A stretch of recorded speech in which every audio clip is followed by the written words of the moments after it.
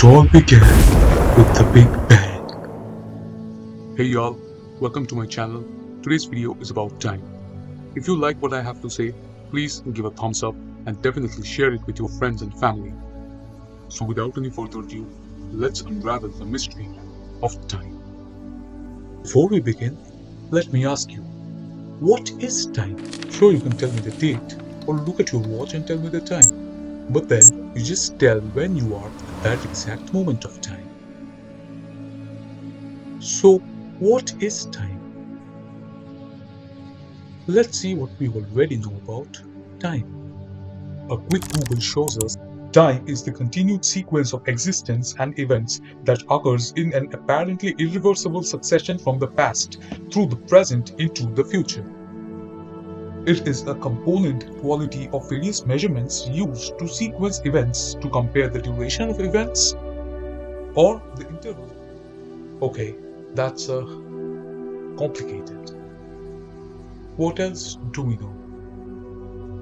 We also know that if a body is moving, the faster it goes, the slower it seems to perceive time until it reaches the speed of light, where time stops. This was first observed by Albert Einstein, but for the love of God, he could not explain why it happened. And so did no one in the entire world until now.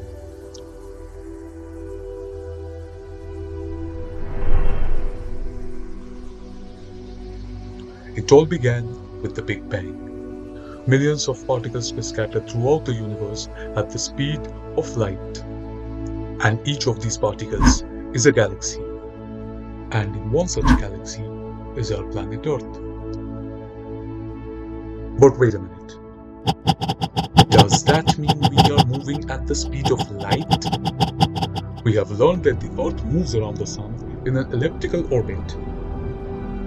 But actually, the Sun itself is moving straight at the speed of light, and all other planets follow the Sun in a somewhat zigzag spring sort of a path. And yes, they are all traveling at the speed of light. This seems important. Let's write it down. We are always moving at the speed of light. And let's put a star beside it. Now you must be thinking, what does light have to do with time? The short answer is a lot. Time and light are connected in a way that is really simple and really complex at the same time.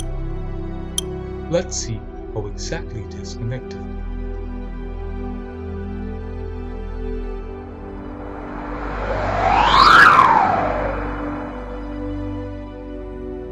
What is relative velocity? Relative velocity is the velocity of one body with respect to another body. To put it simply, if you are at rest or traveling at a velocity of 0 km per hour and you see a body traveling at the speed of 40 km per hour, then the relative velocity of you with respect to the other body is 40 minus 0 or 40 km per hour. Now suppose you are moving at the speed of 20 km per hour and the other body is moving at the speed of 40 km per hour. Then your relative velocity is 40 minus 20 or 20 km per hour. And now, let's imagine that both of you are moving at the same speed of 40 km per hour. Then your relative velocity is 40 minus 40 or 0 km per hour. This is why in a car your friends appear to be at rest even though you all are moving. It's because you all have the same speed. So we can say that the faster we move, the perceived speed of another moving object becomes slower and slower until we match the speed of the second object where it becomes 0. Let's also put a star beside it. What does this have to do with time, you ask? Well, without wasting any further time, let's dive straight into it.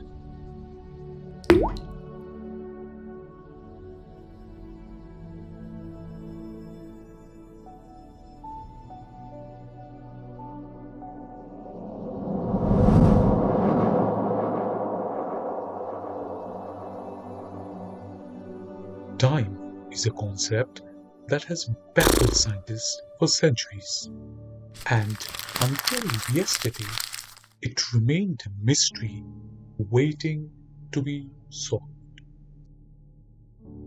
But now we know.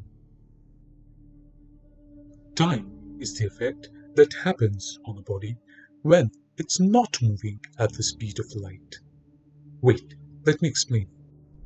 It's said that the faster we move, the slower we begin to perceive time until we reach a certain speed, that is, the speed of light, where time stays still.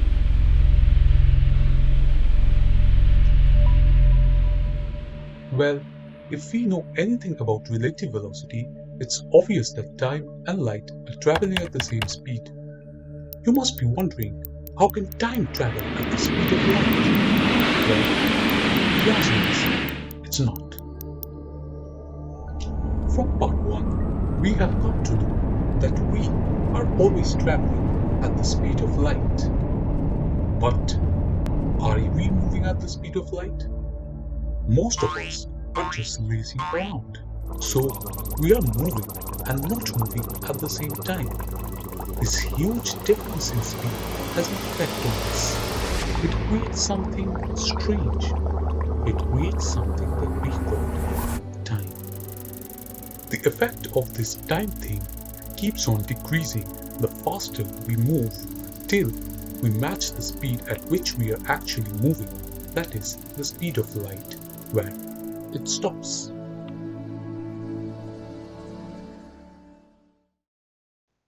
To recap, as we travel faster, the difference in our speed decreases and time seems to travel slower and slower until we finally reach the speed of light where time stops completely. That's because when we match the speed of light, the difference in our speed and the speed of light is absolutely zero. We seem to be back and have reached the end. Thank you so much everyone for staying till the end. Let me know below down in the comments what you think about it. Don't forget to like, share, subscribe to my channel and stay tuned for the next episode. Goodbye everyone, until next time.